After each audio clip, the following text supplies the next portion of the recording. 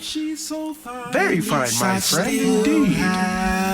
Indubitably. Yes, y'all. We are here. It don't matter. It don't matter. Baby, please. Queen. Excuse me, Queen.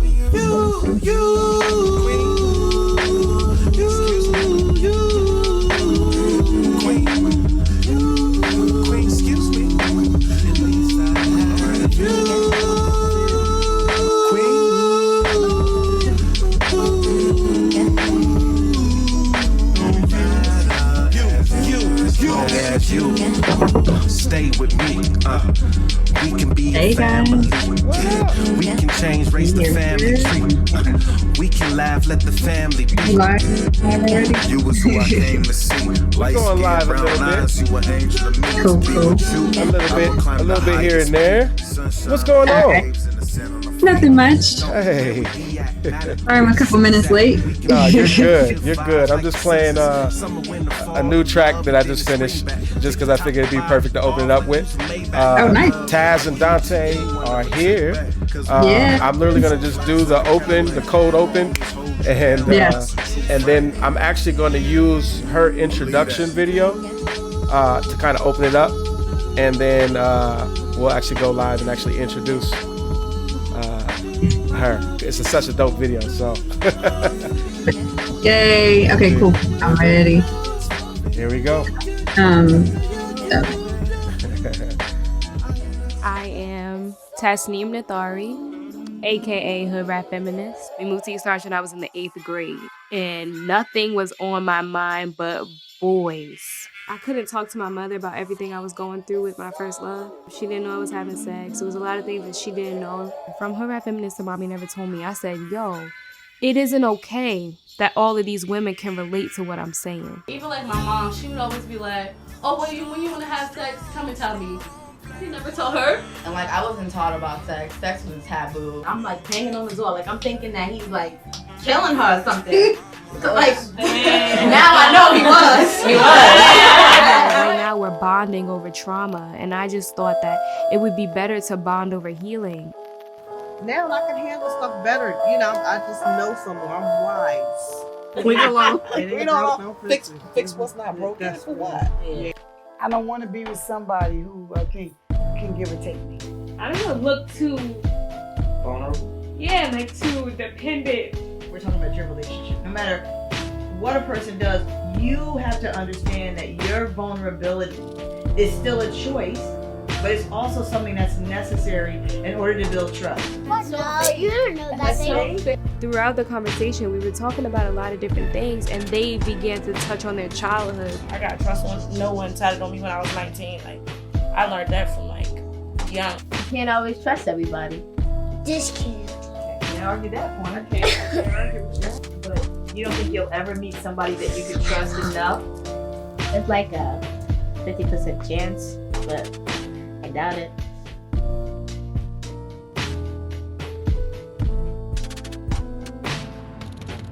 This is the end of side one of this record. Please now turn it over for the second time. We are here. Everybody's in the building. Welcome, y'all. Welcome, everybody. Thanks again for tapping in with us. It's time for another episode of Lovers and Friends. I'm your host, the Mr. Dozier, the host with the most random-ish to say all the time about love, sex, and relationships. I'm here. I've got my co-host, Miss Melissa LeSane. The dope. There we go. Yes, Melissa LeSane. Peace, love, peace. sex, and relationships. I love to talk love, sex, and relationships. And tonight, talking love, sex, and relationships with Tasneem and Dante. Hey. So excited. Thank you guys so much for joining us, for agreeing to share yourselves with us and your stories with us. And I'm really excited. So I met Tasneem and Dante actually at an event right before quarantine. I think it was the last event that I went to and was able to enjoy right before quarantine. And it was a Sisters Within Voices Freak Like Me event. And you guys were on the panel talking about your relationship. And I was really digging you guys. I was really feeling your vibe, and you just, I don't know, you two together just have a really lovely vibe, and was just really excited. And then me and Tasneem ended up doing another event together, and I just felt like, I would love for them to come on here and talk about themselves. Yeah. You know, basically the show is just about expanding ideas about relationships and intimacy and celebrating love and relationships. And so we want to celebrate you. So thank you for being here. Yes. For having us. Thank you. So that was just a short little introduction, but I actually want to give you guys the space to kind of introduce yourselves and share what you think is important for the world to know about you. Absolutely. Well, you go first. My name is Tasneem.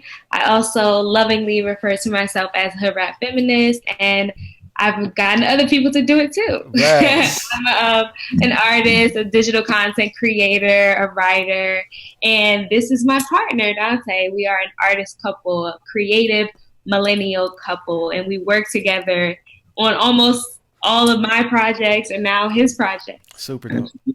Yeah, Dante, as she said, this is my beautiful partner, a content creator, musician, all around. Talk about you. Something great to look at all the time. Right. Yeah. Agreed. I'm a filmmaker, a photographer, and an aspiring all-around storyteller. Super dope. So, I'm a student as of right now at USC. And I've been a film director and producer for about the past 10 years. Yes, super I love it, man. Yeah. And we met in 2014. Yeah. 2014. So That's how a many years is beautiful that? Yeah. What year is that? That's 6, girl. You can't count. I was gonna say 7. I can't count. Long. I don't even try, and I'm not even ashamed about it. Right. Awesome. It's so beautiful. Yeah, I love hearing about, I love your introduction, because that's one thing that I love about you guys is like just individually, you guys are dope, and then coming together, collaborating and sharing all parts of you, not just for yourselves, but with the world, with the rest of the world as well. And so I love that. So being a storyteller, can you tell us a little bit about how you guys met, just briefly, just a little bit? Well, there's 2 different versions of how we met. Because there's 3 sides to every story. Absolutely. And then there's the truth. And then there's like and I mean, the truth usually exists somewhere in between. It's parts of both, you know. The way that I remember the story was that I saw this woman, this beautiful specimen that God created, sitting by herself in the cafeteria of the new school where we both went to undergrad in New York. And at the time, you know, I was looking around. I thought I knew everybody, or at least all the black students in the school. Right. There's not too many of us. So I thought I had seen everybody until I saw this woman, and I was like, who is that? I mean, if you ever, you know, in the TV shows, you got the theme music playing, and you just like time slow down for a little bit. I have never seen this one, and I was just like, okay, I gotta go talk to her. Like, she's just sitting by herself. So I just say, hey. That's all. I just say, hey. I was asking, like, you know, why she was sitting by herself, and we didn't really have a long conversation or anything like that. I think it was just kind of like a brief, like, hey, kind of thing, like an initial introduction kind of thing. Mm-hmm. But after it happened, because I've never been too scared to do stuff like that, but I remember afterwards I ran to my boys and I was just like, yo, I seen the baddest joint in this school. I'm telling you right now, y'all have never seen her. Yes. Never, ever. I promise you, nobody knows this girl. I ain't never seen her in the cafeteria before. And the way I remember is because before I formally met him, he had already known a lot of my friends. They met him because I was always quiet and out the way. I decided to come to the cafeteria this day, and he was talking to one of my friends about a previous relationship. But according to him, in that conversation with her, he was still in the relationship. So once I hear that someone's in a relationship, especially if it's a monogamous relationship, I respect it. I found him attractive, but I wasn't gonna, you know, make it known. Right. Right. So I said we was still dating even if we wasn't. Yeah. I wasn't trying to let that mutual friend of ours be nosy because to my ex, she was the nosy friend. Right. Yeah. Right. So I met him again a couple weeks later, and I guess he may have forgot about that conversation, but he started talking to me. So we had developed, I guess, like a acquaintanceship. I knew him now. And one day there was this other guy who I had seen on the train. If anybody is familiar with like New York, the C train, the A train. So I saw this dude on the C train. He was fine. He was like real fly. I thought I was never going to see this man again. Yeah. Fast forward, this same day, me and Dante are chopping it up. I see this man in the cafeteria. So in my mind, Dante has a girlfriend. So I was like, you know that dude? Right. I saw them, I saw them, give each other, the salute. Right. So I was like, you know him? He was like, yeah, I know him. You want me to introduce you? I was like, hell yeah. So he introduced me to this guy. I end up talking to this guy for hours in the cafeteria. We started this little fling, but that same night, Dante slid in my DM on Instagram and was like, what's your number? Right. So he completely No, he did. He said interception. He said, no, can't let this one slip away. Right. Were you watching the whole time? If they were having the conversation, were you watching the whole Absolutely. time? You can't be a hater. That's the one thing about, like, you'll lose. If she would have been like, you know him, and I would have been like, worried about him. I'm right here. All right. I didn't have that kind of juice. Right. Let's be honest. But I definitely realized as I was walking away, like, I fucked up. Yeah. I said, let me backdoor this real quick. And thank God, without telling the rest of the story, here we are 6 years later. Right. In the nick of time. Backdoor into the DMs, right. Super dope. Yeah. I actually already knew a little bit of that story because I've been nosy on your guys' YouTube channel and catching up on your stories. And I know, if I may, I know that there was a little part that you shared on your YouTube channel that there was like some hesitation at first. Like it wasn't just like, oh, hey, okay, you slid in my DMs and it's on. Like, no, there was like some hesitation, right? Definitely, yeah. Mm-hmm. I mean, it couldn't be smooth. If we're being transparent about it, like the way that we started, because of that introduction, I think I made the wrong impression with her because she made the assumption that all I really wanted was sex from her.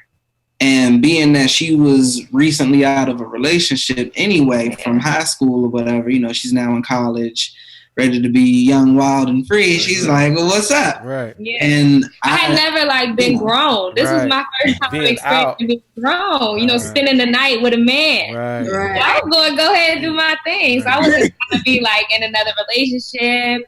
So we just ended up smashing in the beginning. And then it just spiraled out of control into this like tumultuous, emotional roller coaster.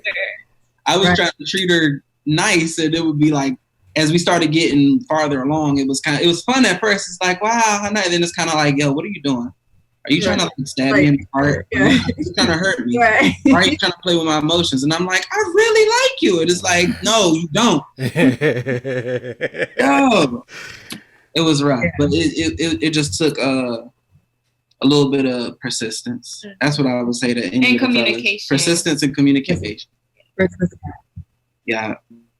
Yeah, I mean, I know when we did our little kind of like pre-production kind of meetup conversation, some of the words that came up were like communication, honesty, vulnerability, and it sounds like from day one, those things came up. Those were themes and elements within your relationship from day one.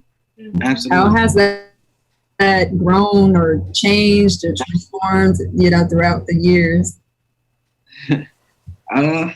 It's the key, like, because we missed out on so much like clear communication in the beginning and vulnerability, like we had to make up for it in the back end. Yeah. So like 2 years into our relationship, we had to make it as clear as like putting it on paper. Like, what do you want? What do you want from me? What do you want for your life? Even if I wasn't included.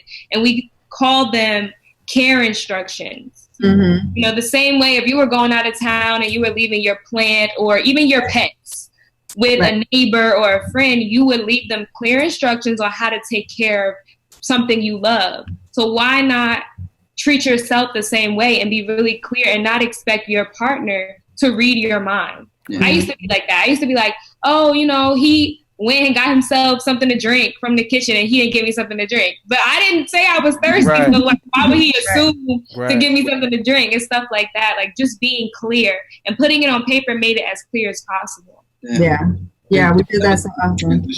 And Yeah. you, Go ahead. no, yeah. So you put it on paper. That's a serious. I mean, that's like a business contract. So Absolutely. And It's that serious though. It Right. really is. Like, it was more like a study guide almost, like because of the fact that that's where we took a clear turn in our relationship. Those first 2 years, maybe 2.5 years of us being kind of on and off, being together, breaking up, it was really all around this idea of a miscommunication. And it's like, where there's miscommunication, there's room to assume. So it's like, you're a terrible person, you're inconsiderate, you're selfish, this and that. And it's like, I literally didn't do anything other than, try to be myself. Like, we never communicated, but how would I know? And it's like, where those gaps existed on both of our ends, it's like, we just had to be a little more, I mean, she comes up with all the good ideas. So she goes to the end where it's like, this isn't work, and then she comes back like, let's try this. Yeah, filling in the gaps and tying up the loose ends, and like you said, assumptions, and like the person versus the action or the behavior, or it's just so many things to consider within the relationship. And what I love about your contract, and I first heard it when you guys were on the panel, that it's not just elements or things that you guys kind of talk about, in theory, and, conceptually, but you guys actually put it into practice. Right. Literally brought out some paper, either wrote it down, I don't know if you wrote it down or typed it up, but literally did that and put it into practice. Mine is in like real cute. Right. It's like 13 pages. I'm not even gonna lie. It's like 13 pages. It is. Like, mine was like a nice little 6 pages, and I thought mine was long. And then he emailed me his, and I was like, "Damn!" It was my opportunity. Right. It was a lie that they put it on the table. She said, "I don't want you to consider my feelings. I want you to just be very completely transparent. Like, what do you need?" So I thought to myself, I said, "Well, shit. Yeah, that's so dope, though. Anybody I was dating, let's make it very clear. Right. This is that's such a cool." Yeah, and he from DC, so like being from like he's closer to the south, like I'm from up north, like on the East Coast, like we are hood. Like I used to say like fuck out of here to him all the time, or like get the fuck out of here, or, like don't fuck with me. Like that's how we talk. Right. And he had to really write down like, I do not like it when you speak to me like that. And I'm like, what you mean? Like that's how we get down. That's just a verb and a noun. I had to really like tone it down. I realized that like New York, Jersey, like Philly, everywhere. Right. Yeah. So those is fighting words. Fighting words. What you mean, fuck out of here? Hands on a woman. I would never put my hands on a woman. Right. Like if the person you love, every time you say something even mildly disagreeable, it's like, fuck out of here. You'd be like, no, what's up? Like, no, really, stop. Right. Stop. No, I can't be in this room. You banging over bacon? Over bacon? That's funny, but it's so true. I mean, and if it matters to you, if it's that important, and if it's going to change the dynamic of your relationship, like it needs to be known. It needs to be put out there. Yeah, I know in my relationship, we first, my husband was like straight up with me. He's like, hey, listen, we're not going to call each other's names. We're not going to use curse words, and at first I was like, but it really did make a difference in the relationship, because you get to at least use that as kind of this like measurement of, where you are at within the relationship and respecting the value within the relationship. Yeah. Can I pivot you for a second too? Yeah. Right. Because it's funny because I know you talk a lot about like non-monogamy, ethical non-monogamy, and things like that, right? So it's funny, like I think my thinking earlier in a relationship, right? When you know that you really like somebody, but you're not sure if it's gonna work out, right? These things that you don't always necessarily communicate outright or up front help become determining factors in the way that you look at things, because you don't have anything to go off of other than your references of what you've experienced before.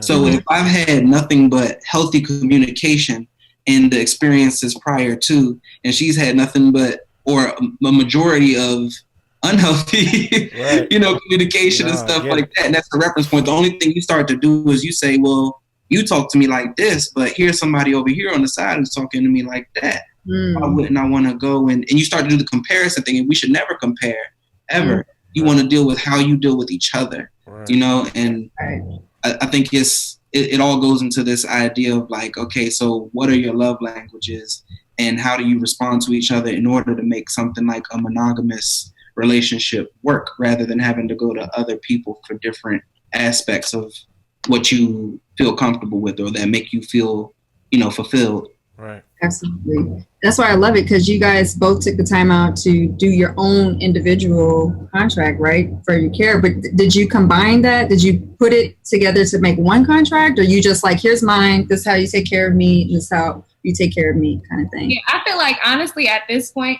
we talk so much about everything that like we're getting to the point where we don't have any children, but we want children. So we're continuously like talking about how we want to raise our children. And so I think now is the point where we may start to merge like our love language, our care instructions, because we want to establish a home environment that has these same themes and feelings and the vibe, we want that. So it's important for them to see how we communicate so that they know how to communicate in a healthy way with each other and with the other people who they involve themselves with in society, and friendships, business relationships, anything like that, Absolutely.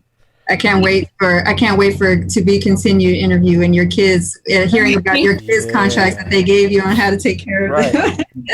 That's going to throw me off. It's crazy. We had like a miscarriage, and that entire situation kind of like took us for a turn. Like we already had our care instructions, we had everything. And so when you get to the point where like something like quarantine or like a miscarriage, like your relationship is going to be tested. Right. Because it's so changed. having those like solid things really helped us to like be there for each other. Like everybody was focusing so much energy on me and how I was feeling, but I was thinking about us and like, what didn't we have in place? Right. Because if this child, if the pregnancy wasn't ended by God, the universe, whatever, then we would have been ill prepared. Right. So now, we have a reprieve.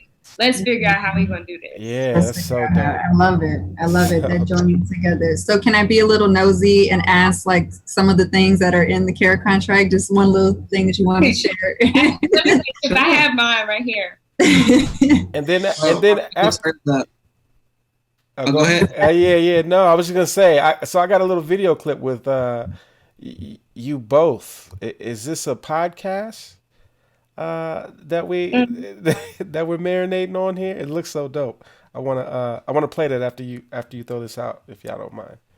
Okay, I mean, cool. I was gonna say, as she's pulling up her care instructions, right? I would say that I remember specifically the one that stood out to me the most for that time, that I still remember to this day easily, is that when she's really upset and she tells me to just leave her alone or get away from me, what she actually needs from me is for me to just stick by her. Which stood out because it's the exact opposite of what she's asking me to do. Right. Like, just leave me alone. And I'm thinking like, all right, I'm going to give you space and go to another room. And I don't realize that when I do that, it's sending her deeper into us. She's kind of like, I need you to stick with me, That's a really helpful care instruction to know. Very. And he always talked a lot about his like friends and family, actually, because I am the kind of person where I cut people off really easily. I don't care we're blood related. Like I will snip. And Dante is not like that. Like, so his care instructions was like being more open to his friendships. Like he brought me around his friends and I was just sitting there like, but I'm just like loud, full of personality person, but around people I don't really know, I shut down. And so he asked me to, be myself and open up and be comfortable around his friends and family, because he wants them to see why he loves me. So that's something that I had to open myself up to, because I would have never like, but now like, I'm friendly with his mother, like, really developing relationships with the people he loves. Yeah, absolutely. I love it. It's caring for each other and then just really stretching you guys too overall. And there's a lot of growth, to be had through that. Did you find something in your contract? Yeah. Okay. Let me see, like what one. Like. Or did you already share it? I didn't mean to. I don't know if you already shared it. That's cool. Okay, since we're talking about like love, sex, and relationships, one of mine is actually number 12. I said, "You've been doing a great job, but I'm the only person who has to know what goes on behind closed doors. Be comfortable with me, relax. I'll never share your kinks. I'll only share mine. Because I'm this like open, sex positive person. So I don't mind talking about my personal sexual experiences, but I would never like go on the record or do an interview or anything and talk about something that happened between us behind closed doors that he may not want his friends and his coworkers and people to know, you know? So that's something that I had to make clear that like I would never share that kind of stuff, but I do need you to be comfortable with me. Like, let's establish the environment. What do you need for us to be able to like have no limits and go all the way? Yeah, that's such a huge thing in just relationships in general. You know, that baseline, that foundation, and it's so beautiful when you actually see it in play because like you guys embody some beautiful things that I just feel like more people need to see and hear from. Thank you. With that said, I've got Taz and Tay. Yeah. I'm gonna play that right now. It's a few minutes, and then we'll come right back. So I guess the question is, where do we start? I was going to LA, and she was staying in Georgia, and I specifically remember her saying, I already know my little dumbass. I'm gonna fuck around like a year or two. Like, hey, welcome back to my channel. I'm moving to California. It was just this one apartment, studio loft, lots of light. It was a nice ass apartment. She was like, okay, this might work. I'm cleaning the bus because Dante ruined my life because I'm moving to California and moving to a fucking apartment building with no parking. Dante got me leaving this rich and famous life to go be poor with him. I'm gonna go be poor. Look at this, look. Poor.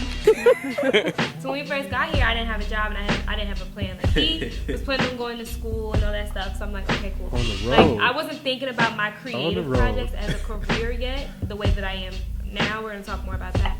But I was like, look, I need to come there. I need a serving job. Like whatever I gotta do to make money, I'm gonna do. So I was here for a week.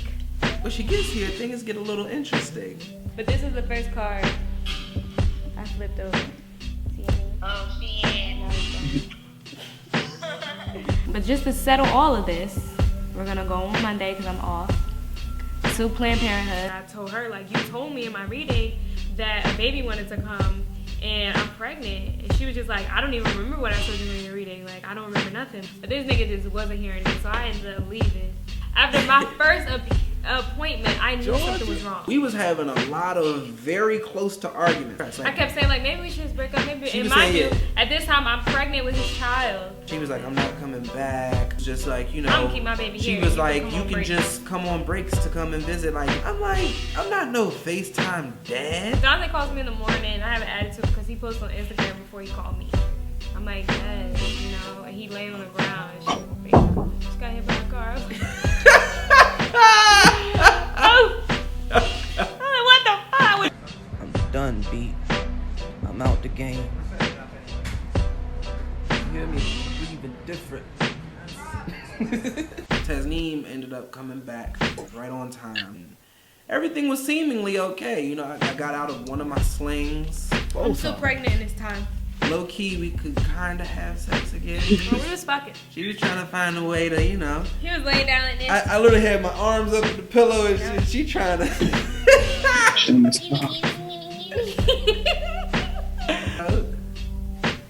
I don't need no help.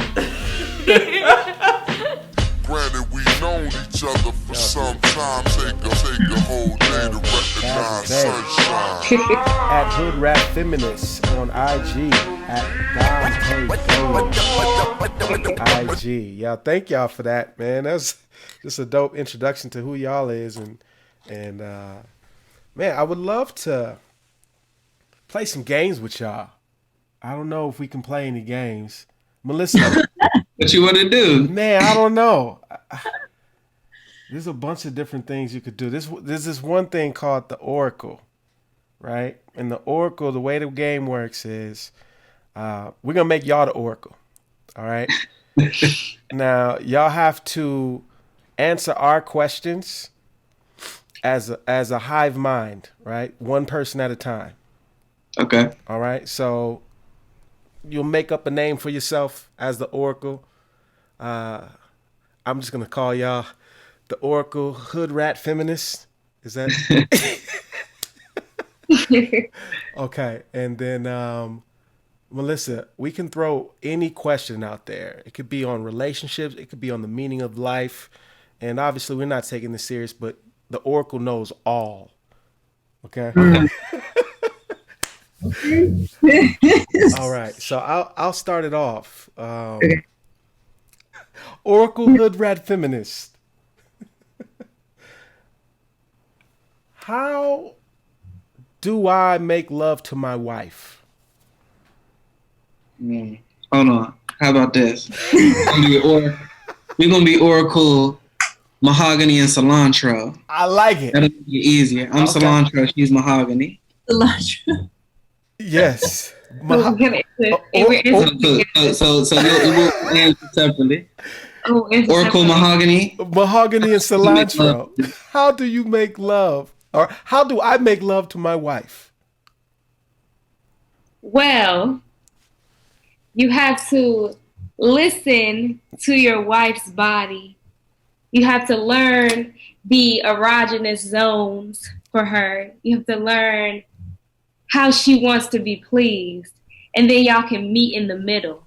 You know, you can learn your own body. She can learn her own body. And then you kind of share what you've learned about yourself with the other person. And that's how you make love to each other. Oh, my goodness. Because it's an experience. Oh, my goodness. Between these people. Oracle, Mahogany, and Cilantro. To you, it's not happening to her. It's happening with y'all. Thank you. Bless. Yes. Cilantro. Cilantro. How would you take that question? It's hard to follow up.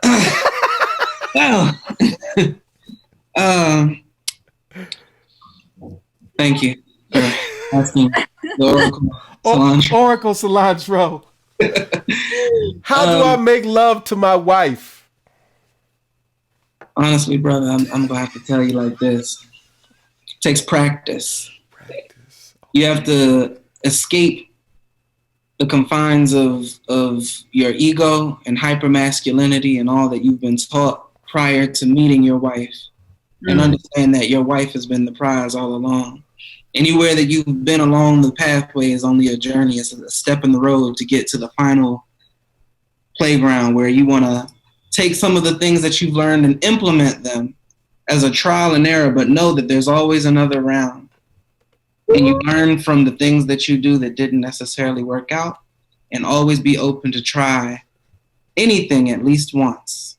Hey. And if you don't like it, never ask them to do it. Just say, hey, if you don't like it, I won't force you to do anything you don't want to do, but I'm open to trying at least. Oh my goodness. And in that, you will create new experiences that you have only with each other, that you share, that are memorable between the two of you, and you can learn, hopefully, to please your wife in the way that she wants to be pleased, and she can do the same for you.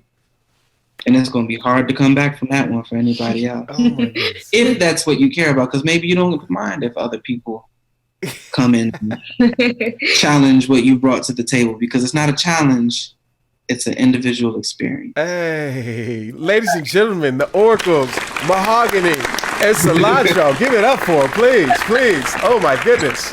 All knowing, ladies and gentlemen. Okay, one more. I got.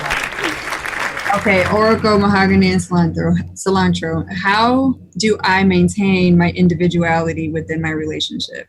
Ooh. I'm gonna let Cilantro go first. Well, the Oracle Cilantro believes that in order to maintain your individuality within the beautiful and exciting, existence of you two as a couple, Mm-hmm. you have to be willing to communicate the things that make you an individual. You can't be afraid to acknowledge the things that make you guys different from each other and recognize that those differences add to the things that you share. You know, opposites attract, I believe. Right. So as a result, you can celebrate those things and realize that you don't have to be all things for each other. You know, you don't have to be the best friend and the person who you love to watch TV with and share the same music taste and have the, you know, you like the club and you like to, you know, there's things that you have outside of each other, and be willing to accept and express that you doing those things with other people or by yourself doesn't take away or threaten the relationship that you share with the other person. Goodness. Beautiful. Goodness. Love it. Cilantro. And I would say it is very necessary for you to continue to explore even as an adult. A lot of times, you know, we blame our jobs, you know, having to make money, having responsibilities on just, you know, being normal. Like you have that normalcy, you have those daily routines, and so there's no extra space to continue to grow. But you can create the space, you can create room to figure out who you are no matter how old you are and share with your partner, because it's going to keep your relationship exciting. You never want to feel like you know the person so well, it's nothing that they can show you. Me personally, I love education. I love learning. So if you show me something that you're interested in, it may not be my thing. It may not be, I don't like football, but Cilantro here loves football. So if football's on the TV and I look at it, oh, who's winning? And he tells me, you know, that's cool. Right. But that's him. Right. And for me, you know, I'm going to always do my thing. He's going to always do his thing. And that's what we have to remember. Mm-hmm. Yeah. I love football. She loves head wraps. It's my thing. Ladies and gentlemen, Oracle, Mahogany, and Cilantro. Give it up for her, please. Thank you. I love it. I love the part that you said, like, being yourself and exploring and also sharing, you know, because exploring and maintaining individuality doesn't mean keep that separate from your relationship, you know, like this is me. It's like you can share that too. That's awesome. I love it. Absolutely.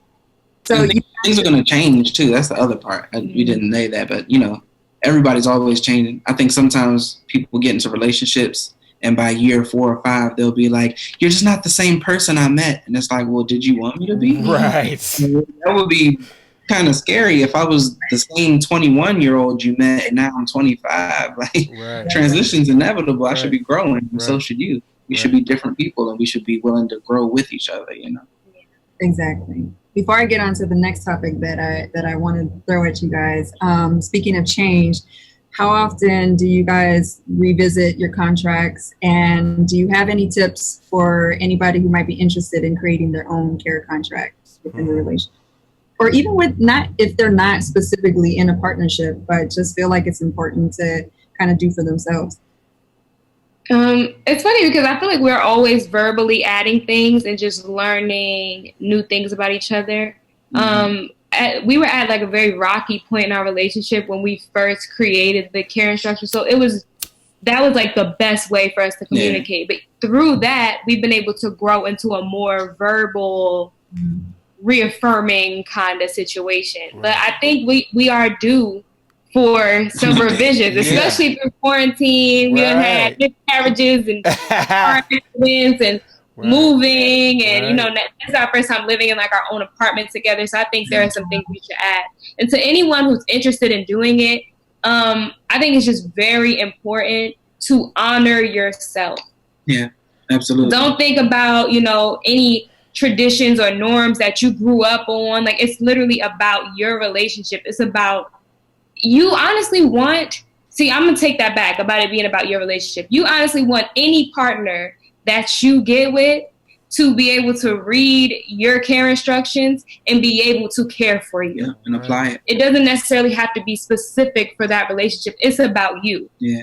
There may be things, you know, certain instructions that you put in there that are about your relationship specifically, but overall, it should be about you and how you feel and things that you need to feel loved and cared for. So take the other person out of your mind and literally just try to, even if you got to meditate, you got to just put on some jazz and just go to a corner by yourself. Like, think about how you feel. Absolutely.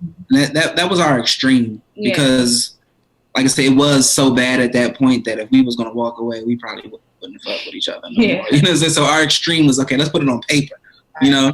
And what I would say is she's absolutely right about the idea of, like, it really is your opportunity to be selfish, because most times people will jump into relationships and they don't even know how to deal with themselves yet. You know, you can't be in a room in silence for more than 10 minutes before your mind start doing too fucking much. And next thing you know, you're like in a whole different place. And you have to be willing to, like, how are you going to work on yourself and work on someone else at the same time and then work on each other? You know, that's a lot to balance. So it's your opportunity to really be selfish. And that was hard for me because I was so used to, like, you know, her mother calls me Captain Save-A-Huh.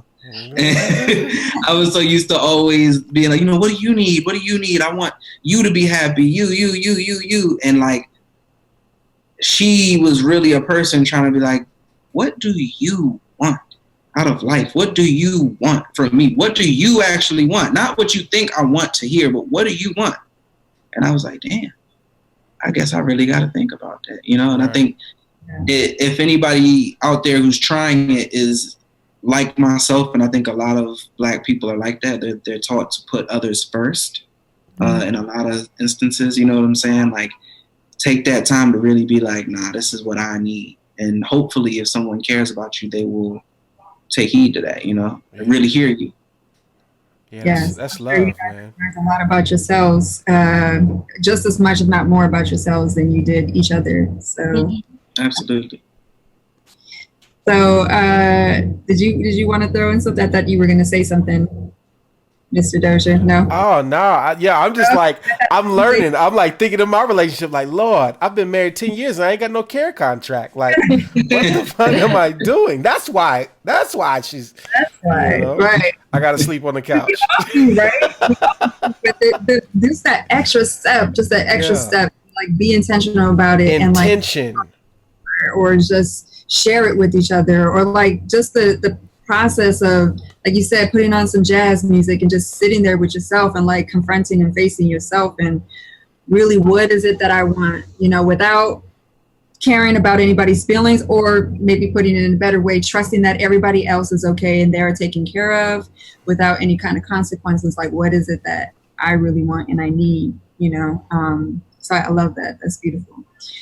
You mentioned that, you mentioned non-monogamy, and that is a passion of mine. And I love to talk about non-monogamy. And I love to, my passion is supporting people who are curious about non-monogamy, or already kind of exploring it and need support, especially people of color.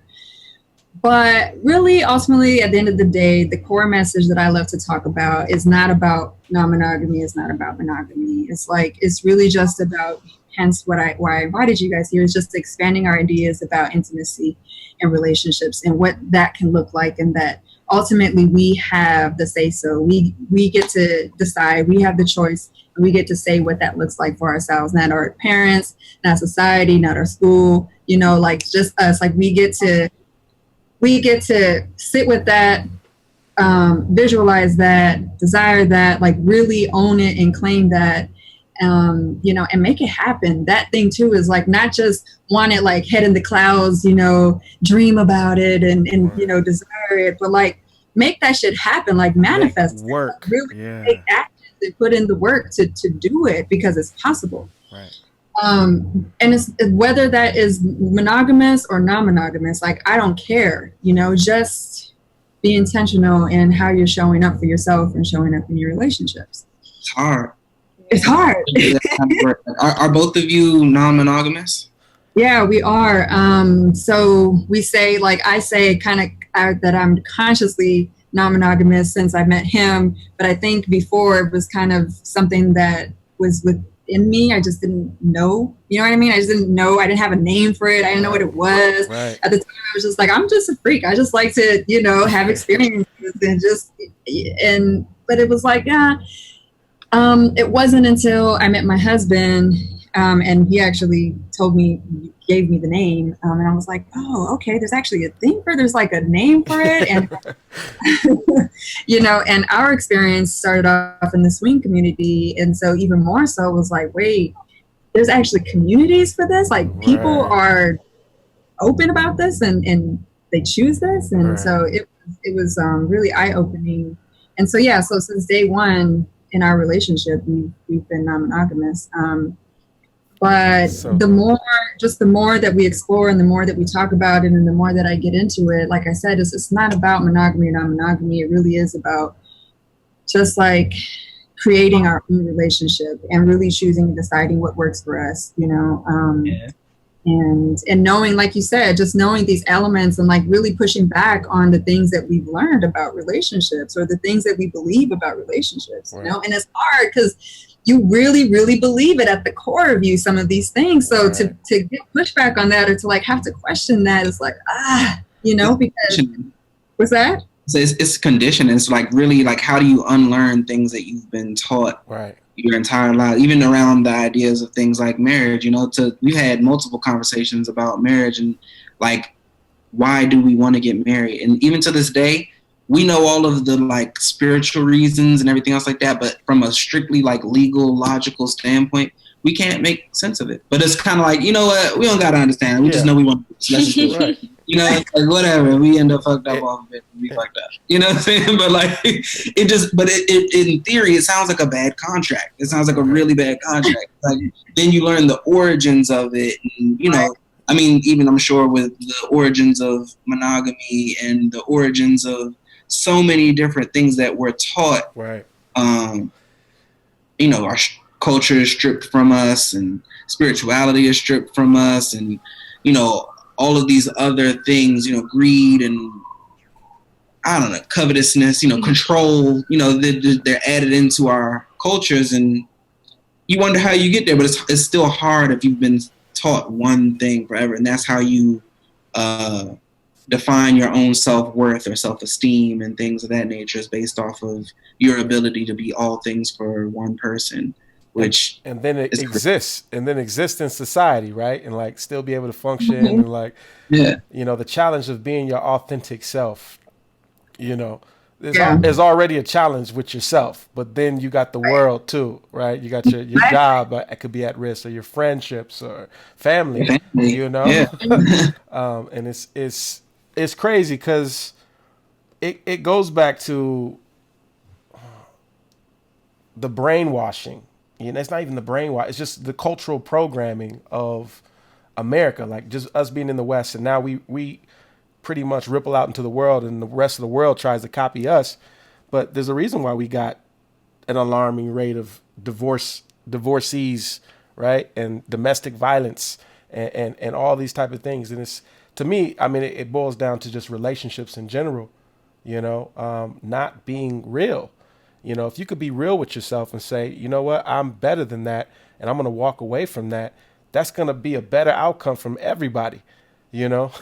And so many are just willing to stay in their cognitive dissonance or in their little shell, you know, and it's beautiful to see people who are authentically themselves step out and just speak, you know, it's dope.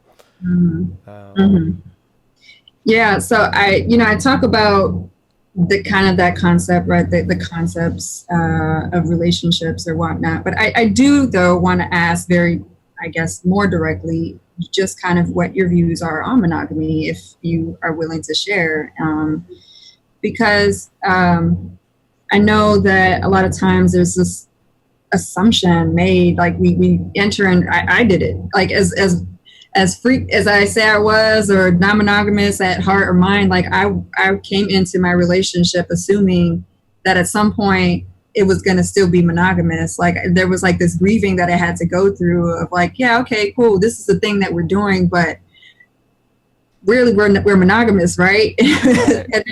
when I realized like, no, that's not really the case, I had to kind of grieve that. I had to grieve like, wait, this is not the idea that I had in my mind about what a marriage and a relationship is supposed to look like, you know? But then when I sat with it and was like, well, do I want to be monogamous? I don't necessarily want that either though. And it was hard. It was like a struggle. And so going into that, assuming that it was going to be monogamous, kind of threw me for a loop. And so I'm always interested to hear, you know, from other people, is that a conversation that they have or? We've had it so many times, honestly. We're currently in a monogamous relationship, but I was in Georgia briefly, and he was like figuring out when he was going to move to California. But I was in Georgia by myself, and I found that to be a very difficult time because as I'm publicly known as a sexual person, I'm like very, you know, I have sex often, you know, as often as possible. So we had to have a conversation about whether or not we wanted to continue to be in a monogamous relationship, although long distance.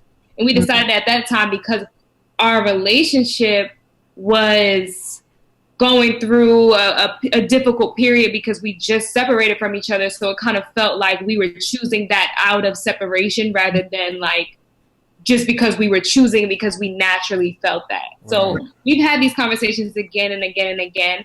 And I think we are still coming to a conclusion about exactly what we want to be because we hear so much negative conversations about non-monogamy. I definitely I prefer non-monogamy. I love that you've introduced that term to us. Just because we weren't hearing it like that before. Absolutely. It's always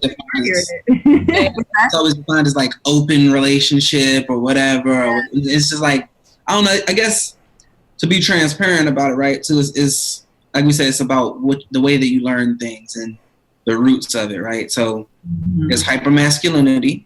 One, that's a major thing, you know, the idea of any of your, if you're still in a space where you can't let go completely of people's opinions. So you might be at a point where with your boys, you don't care nothing about your boys or something like that, where they might be like, you know, somebody's gonna fuck your girl, whatever, boom, boom, boom. Right? But then say, for example, family, and you're thinking about the idea of like, well, okay, what happens in our bedroom is our business, so it doesn't really sound like they would know anyway, you know, as long as they got grandchildren that they can love on and see, who cares, you know? But at the root of her career is so much openness around sex. So it's like, you're gonna know, somebody's gonna know.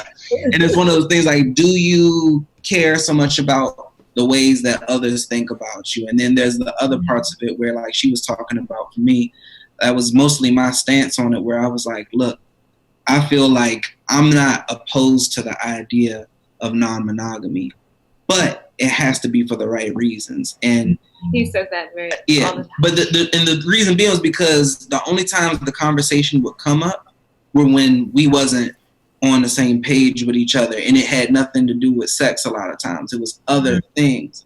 So in some ways, I don't know if it's based off of conditioning or fear or whatever, but it felt like it could be used as a weapon against me rather than like a true feeling. I was like, we can revisit this conversation on a completely good space with each other. We got our stuff together. Then, you know, because I feel like as long as we can always communicate and say, hey, are we on the same team? Do we want the same things out of life? Do we want to still be business partners? Do we still want to start a family? Do we still want to be friends with each other? Do we still want to talk bullshit about random shit on the internet with each other? Do we want to be that unit? You know, then it doesn't really matter what's going on outside of that because there's nothing to fear. I know who you're coming home to spiritually, emotionally, all of that, and vice versa, you know? But he's also been in what was recognized as an open relationship. I've never been in anything like that. So because he has had experience and some negative experiences with that, it's completely informing his stance on it now, which is understandable. So we have to just kind of go with the flow. Too, you have to understand there's nature and there's nurture too, right? So all of what we've been talking for the most part is nurture. Nature is a way different type of motherfucker. Like, I have 2 Taurus parents. Okay. Also a Taurus. So by nature, Tauruses are supposed to be stubborn. Tauruses are extremely controlling. Tauruses are jealous as shit. Tauruses are loving, affectionate. It's like all these different things. And then I can see how certain of the negative traits of Tauruses ruin my parents' relationships with each other, pride and everything else like that. And here I am in a situation where logically I can come to sense with the idea of non-monogamy. Like, it makes all the sense in the world. I wouldn't trip over it. Right. But in my nature, there's still always that small little ticking time bomb that's just like talking to you. I don't want you to do that.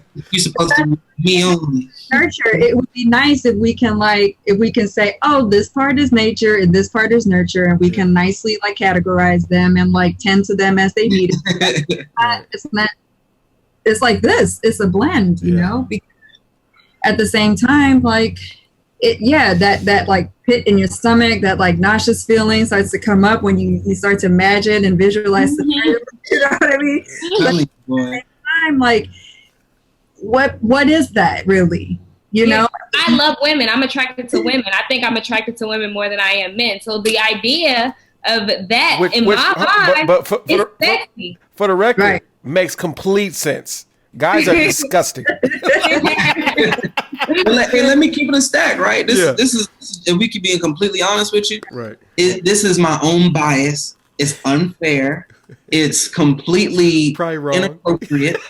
But in theory, if I knew 100% and could guarantee that it's I only want to deal with women outside of you, I think there's a part of that feels a lot less threatened. Yeah. Now, granted, that's closer to our reality anyway, because she tells me often, and I really don't think she's telling me from my own insecurities, that she's like, I really don't like men.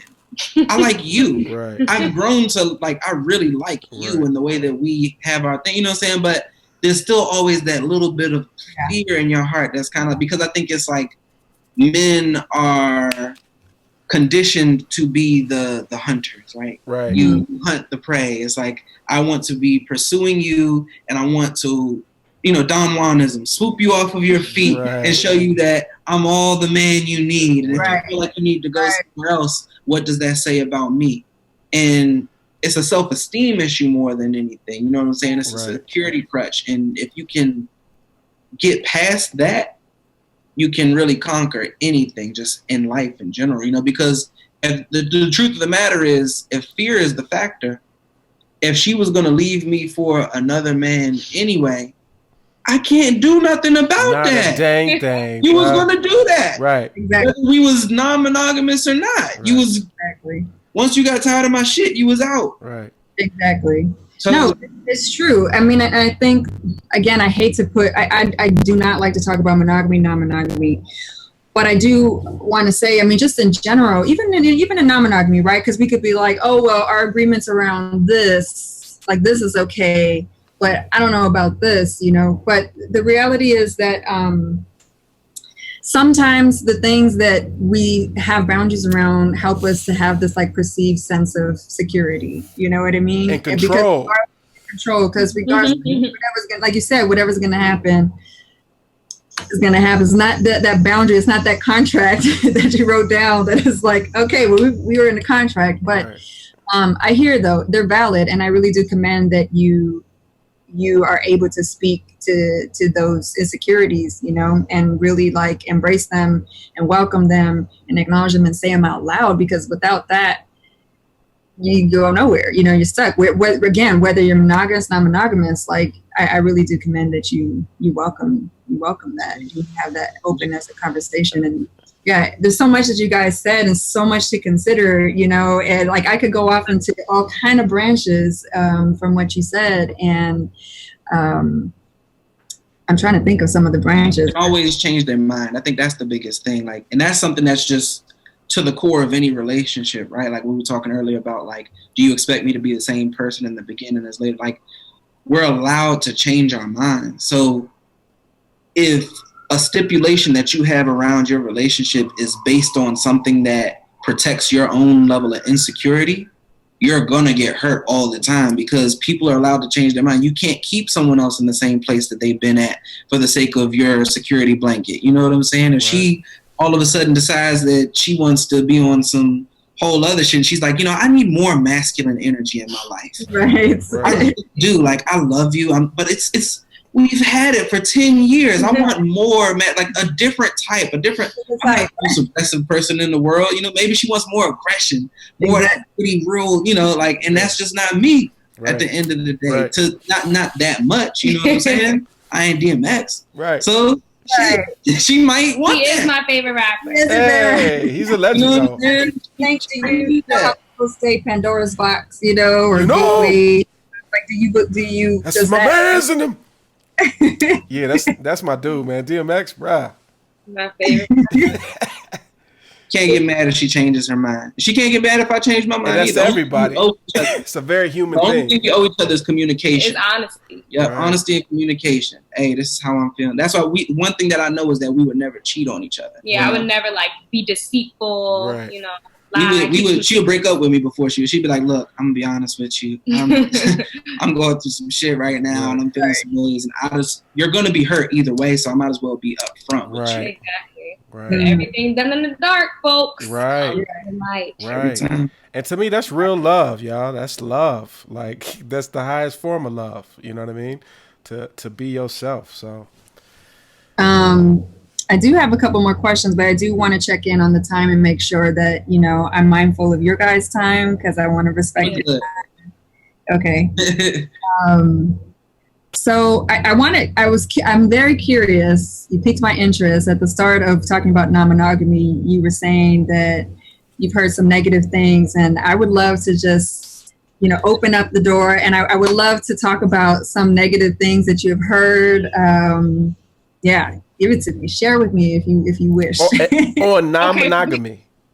What's that? On non-monogamy. On non-monogamy. Okay. Yeah, so there was this TikTok. Remember everybody was doing like the Don't Rush challenge? Yeah. And there was this Don't Rush challenge. It was like a polyamorous edition, right? Oh, so like every single one that we saw, it was a man and two women. The man looked crazy, like Cousin It, Uncle Fester, like looking crazy 99% of the time. And the women would be like, fairly like traditionally attractive, and they're just like on their king, just loving up on him. And he's just like, so that's for me. It just every time I've seen it, even in like movies or TV, every time you see it, it's that kind of character. Right. Caricature. It's over and over again. You see this nasty man with these beautiful women, and I'm just ew. Like ew, right. So that's one. That's like something that I've seen over and over and over again, and it continues to like just put that negative image in your mind. Your head, right? One thing that I've heard is I think one of you guys mentioned it earlier, Pandora's box. It's funny because church folks and cons love me the most. I don't know why. I fall somewhere in between, I guess. It's just a wide span. Maybe they're not that different. I don't know. But anytime church folk talk to, they always on some shit like, you open up Pandora's box. Don't be, you can't complain about what comes out of it. Right. This and that. Can't close it. There's so much fear around it. So it's just like this idea, like, the male ego is so fragile. That's what it really comes. They can call it all of the things that they want to call it. Right. But what you're really fearing is that she's gonna come across some dick or some vagina that's just so magical and beautiful and better than what you have to offer that there's no need for you anymore. And she'll run away in the sunset, right? Run away in the sunset. You on your knees crying. What does she need that for anymore? She's us old news. Yesterday is paper, Right. And I think a lot of that comes your contract. I'm out. maybe that comes from the messed up parts of how in the past a lot of people have used each other for sex. It's like they do use you for what you got, and then once they got it, they out the way. So it's like you're afraid that's gonna be done to you once you've opened yourself up emotionally. Why wouldn't that be a fear? Right. Yeah.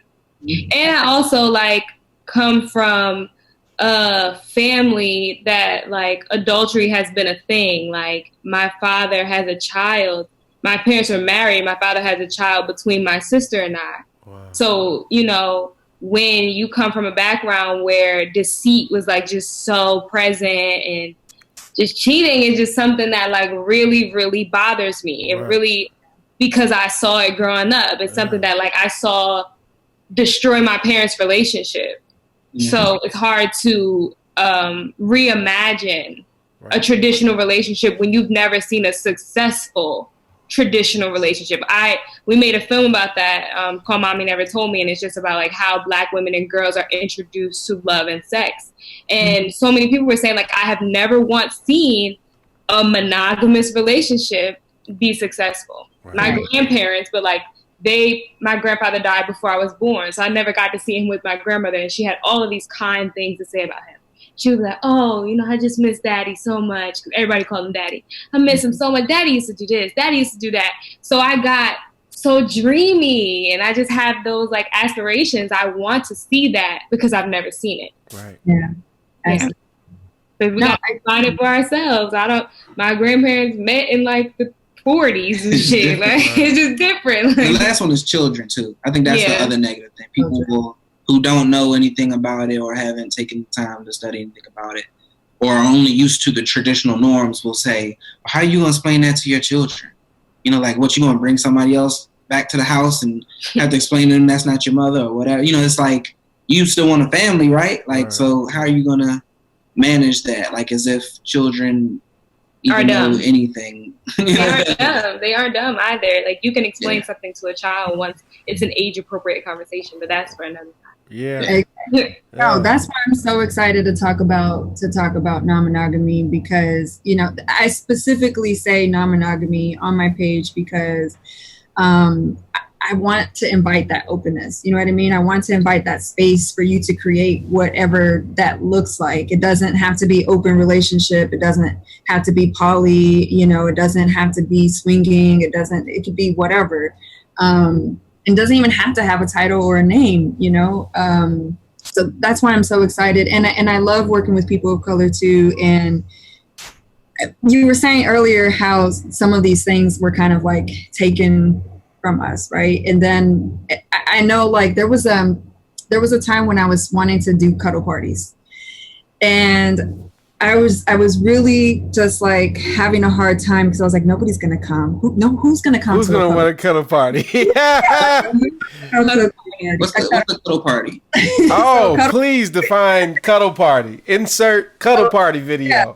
Like a cuddle party is a party or get together, a gathering, a party, an intentional gathering where you can cuddle, where you can explore physical touch, and usually it's in a non-sexual or platonic way. Not to say that sexual energy doesn't happen or, you know, it's not present, but it's an opportunity to just like explore touch and just the benefits of touch, you know, and how they can be healing, how they can be soothing, how they can just, you know, be comforting, and we can express through touch, and it feels good and it feels connective, and, you know, we're human beings who like to share touch.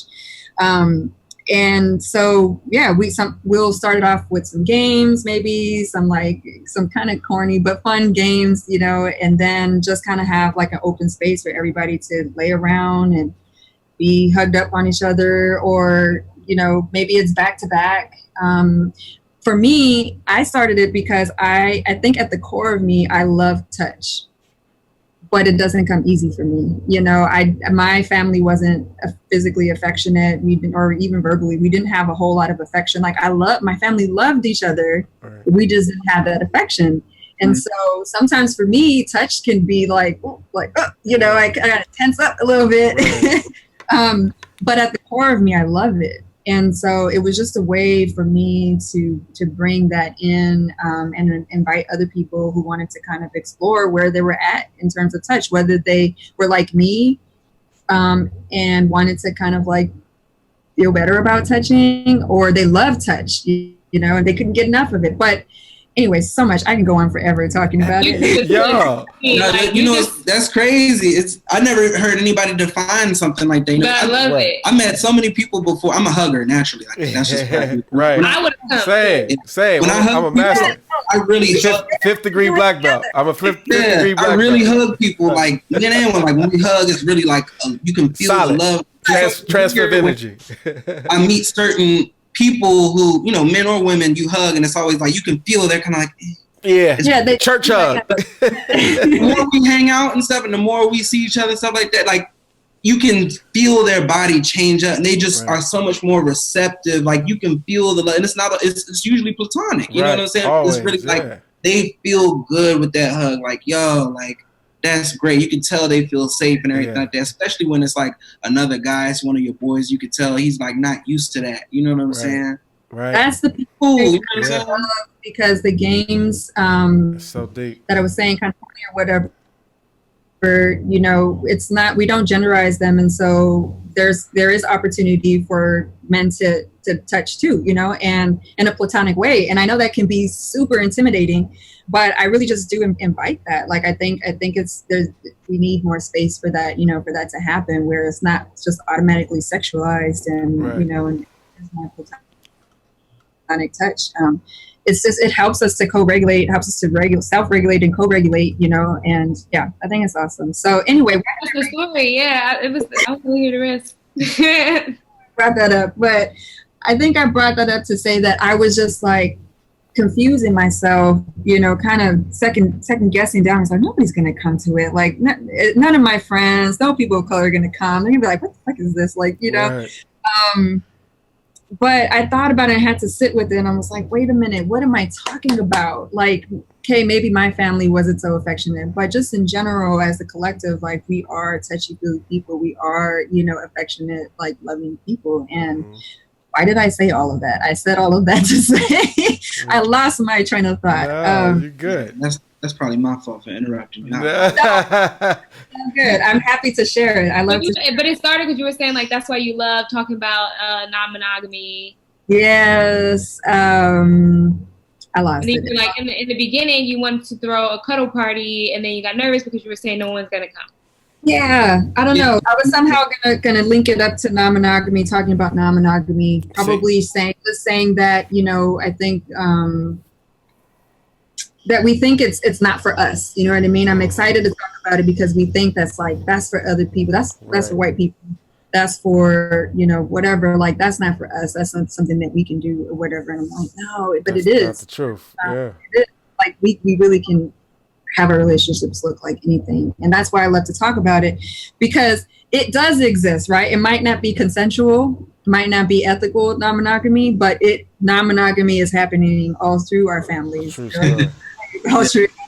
But it just looks different. Right. And, I feel you on sometimes there's this like negative dialogue about non-monogamy or whatnot, even within the non-monogamous communities, where there can be like this hierarchy or, I don't know, this kind of privilege of, well, that's not how you do non-monogamy, or that's not consensual or whatever. And I get it. I'm all for consensual non-monogamy. But at the same time, if we look at, I don't know, I have a special place in my heart for those, for cheating, right? This concept or this experience of cheating, and not to excuse anybody's behavior, but kind of like what you were saying, Dante, of these insecurities, and how it was like saying that, that's so awesome that you bring it up and you welcome that. Like, I welcome that. Like, I welcome conversation with somebody who struggles with cheating, right.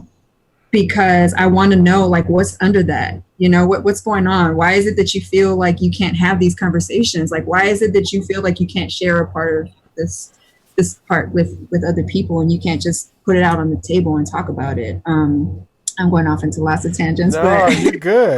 Cool. Do y'all feel like that comes from people fearing vulnerability? Absolutely. That's exactly what it is.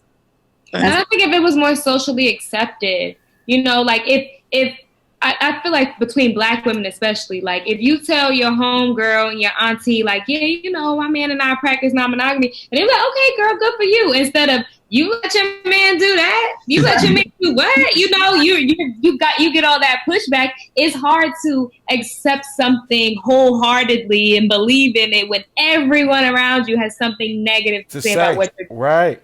Very hard. Like, you kind of almost have to be a little crazy to just go with your own flow and not listen to anyone, not the pastor, not your mom, your grandma, nobody. It's really hard. Yeah. And I think we want to do that. We really do. Yeah. We really, really do. But like, you know, I'm sure he thinks about his brothers sometimes. Like they go through his mind when he start doing shit. My brother. So many real experience. Like you said, women, you know, yes, it was like, oh, you're going to let your man do that. But also like this assumption that we don't have we don't have agency. Like we didn't just choose this for ourselves. And somehow we got manipulated into it, and, you know, coerced and, you know, forced to. Yeah. And then same thing with men. I know at one point my husband did struggle. He struggled. It was okay to tell friends that we have had experiences with other women. But then the moment that they ask, oh, wait, so did she get to be with dudes too? And he's like, yeah, it was a whole nother story. And it was a whole nother conversation. And it was like, man, you like the other woman. You know, it's just, that's hard. That's such a hard conversation. It exploded in that 1 month. Wait, so you been with a dude too? Oh, come on, bro. What you doing? What do you mean? No, you were winning. Then you just lost it. You lost it just now. Yeah. It'll make you feel terrible about it. But you know what? They say that and they just being funny and fearful, you know what I mean, of their own insecurities. You know what I mean? Mm-hmm. They project it, and it's in a good way. It's in a healing way, actually. You know, a lot of stuff that comes in the barbershop. But at the same time, some of the advice should be taken with a grain of salt because there's no female influence, no feminine divinity actually in that train of thought, you know. But you know, I literally had somebody tell me when I did have the open relationship that wasn't in the past, they were like, "You don't love her, bro." They say you don't love her? You don't love her, bro. I said, what? I said, what do you mean? They said, you can't. They said, if you loved her, there's no way in the world that you would really like let her. And I was like, I can't let her do shit. But at the end of the day, like, what do you mean I don't? Let it up, bro. You don't love her. They said, or if you did love her, you wouldn't even want to ever mess with anybody else. You know what I'm saying? I'm like, that literally doesn't make sense. My ex was a virgin before I met her. Right. How would she just randomly magically pop up and be everything that I want her and expect her to? It's like you would have had to train them or something like that. You can't train. We're human beings, not dogs. Man, yes, I hear you. And that's why I really, really was drawn to you guys. I really do really love hearing your story, what you guys have to share and what you represent. And I think you guys are awesome and great and such a beautiful couple. And like I said, monogamy, non-monogamy, listen, I am excited about non-monogamy because I think it opens up conversation, opens up space, and we get to have these conversations about, you know, possession and abundance and scarcity mindset and things like that. But why I invited you guys here and why I love you is because you guys are doing that anyway. Right. You know, you don't have to be monogamous to do that. And that's what I want to show people. It's not about monogamy or non-monogamy. It's like, how are you showing up in your relationship? Are you having these conversations? Are you being, you know, is this a relationship you want to be in because you choose it? Or is it just like you're kind of going through the motions and like, oh, well, whatever, you know? So thank you so much for just sharing all of these concepts and really living it, not just talking about it, but like really practicing it. And, you know, I love it. Thank you. Appreciate you. I was going to say. What's that? Oh, no, I was going to say, I wanted to, because she always drops us with these crazy quotables. Like, there's conversations that we have that nobody ever hears. And it's always a quotable that I'm like, damn, I wish I would have recorded that. But I want to ask publicly, what's the one thing that you think you learned from our relationship that you would like to like share? Like one thing that you've picked up either about us or about yourself or like something that you feel like was like, you know, just one thing that you like, yo, this is it. Like, I wish everybody could experience that. I think we kind of already been talking about it a lot tonight, which is just like, you have the power and the control to define your life for yourself. And that includes your relationships, whether that be romantic friendships, like you set the boundaries and everybody else has to just follow suit. And if not, then you have to cut them off. You literally have to just get rid of them and tell them maybe they can join you again when they change their minds because change is inevitable. Right. But that's something that I've learned in our relationship is that you have the space to grow and y'all, it's just about what y'all got going on. Everybody else, like I said, you got to be crazy. Like, I'm a good brand of crazy at this point because I am deciding that we gonna do what we gonna do, and the rest of the world is gonna be out there. Right. That's dope. I love it. Yeah, so I've got I think remember Moesha? I see a Hoesha. And I would love to take this out for the show. Are y'all cool with checking out Hoesha? Before we go out, I do have one more question. Yeah. I want to know, just to kind of close this out. Can you each share one thing? Can you share one thing, Dante, about Tasneem that you think the world should know about Tasneem? And Tasneem, can you share one thing about Dante that you think the world should know about Dante? I want to go first. Hey, because Dante, a lot of times, like, he will just like undersell himself, or he'll minimize his accomplishments. But since being with Dante, he's told me that he struggled with like learning in the past, especially like in his younger elementary years of school. He really struggled. But I watch him learn and learn and learn. Like, if I show Dante something, because he works in the visual arts, you know, he's a filmmaker. So if I show him a picture of something, he literally can recreate whatever it is. And I think that takes a very brilliant mind, and it takes persistence from him because he's admitted to having a learning struggle. Right. So that's something I think everyone should know, that like something may be assigned to you, even if it's self-assigned or it's assigned by society, but you don't have to accept that. And I think Dante like shows me that over and over and over again because he's just so bright. Wow. Love it. Love it. Wow. That helped my self-esteem. Yeah, he said, I love her. That's all I got. It's not for your self-esteem. That's true. One thing about Tasneem that I think the world should know, honestly, it's like what I'm always kind of campaigning for. I'm really her biggest fan, you know. I'm sure her mother is her biggest fan, but I'm her actual real biggest fan, you know. And it's because of the fact that she's so self-aware in everything that she does, you know. I've never known anyone who could articulate their thoughts and feelings in as fluid as a way that she can. And it's inspiring, you know. There's some people who you meet and you know instantly, like, that's a superstar. Right. You know? So, I mean, just point blank. Anything that, so when she speaks, people stop and they listen. Right. When she acts, people stop and they watch. You know, like, I've never seen her do anything in her life better than her acting. And most of the people who know her don't know that she's an actress. Right. And that's what I went to school for. That's what she went to school. I mean, every time she's had a live performance, I've only missed one live performance ever since the time I've known her. Every time people stop her after the show, whether she was the main character or not. Oh my God, she's so like, I was so emotional watching you, this and that, but like she evokes emotional responses from people because she's like an empath, and it's like a two-way street, you know? Right. She connects to people even if it's not always intentional. So I guess what I'm saying is that I want people to just know that when she speaks, there's always layers of thought that go into each word that she says. She chooses her words very carefully.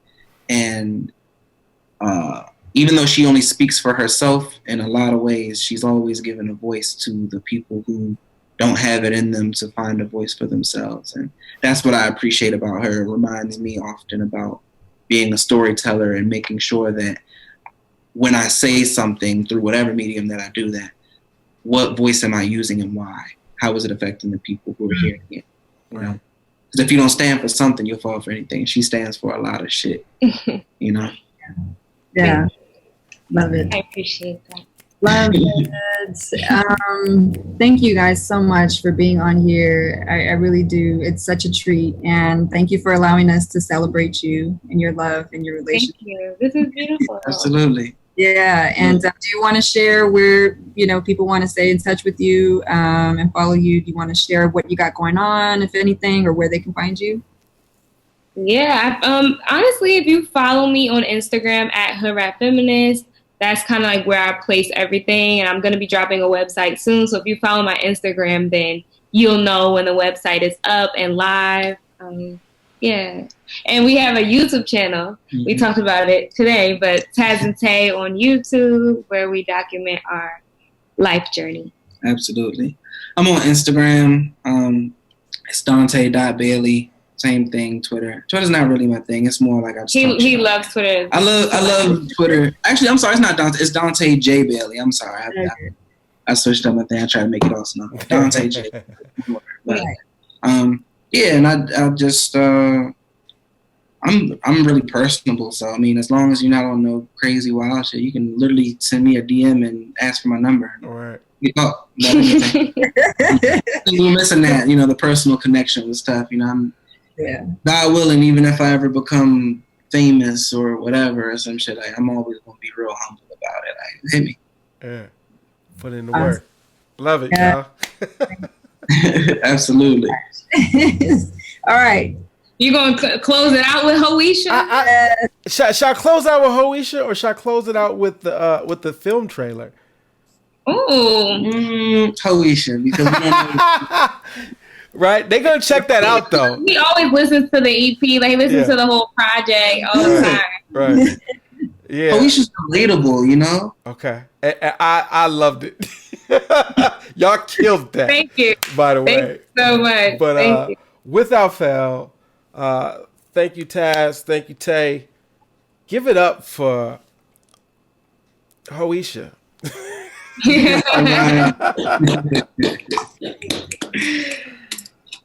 Yes. Mm-hmm.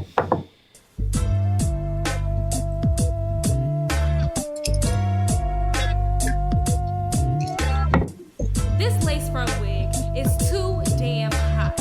I can't find no clothes to fit this gut I got. Fashion Nova don't pay the fucking workers. Why people go out to eat but don't tip they servers?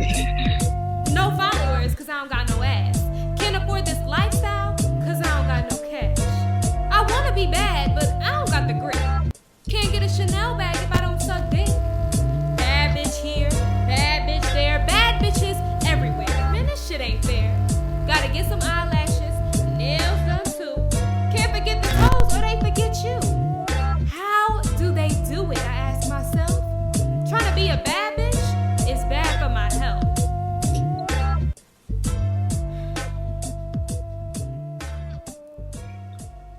Cinematography though, super fire. Super fire. I love that. Thank you. Dante killed it. He shot it and edited it. And really?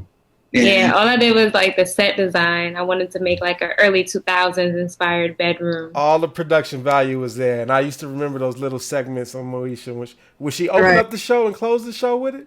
Yeah. And that was like my favorite show, of course. Yeah. A black girl. They don't do just TV living her like life. that. Right. She had 2 parents in the house, although like not a traditional her mother and biological, parents. But it was just a beautiful story. Yeah. I love it. You can take my black card. I wasn't a big Moesha fan. No. I could appreciate it. I got sisters. Well, for sure. Awesome. Well, I'm just gonna take us out with some music. Thank y'all for coming through. Absolutely. Thank you for having me. It's been beautiful.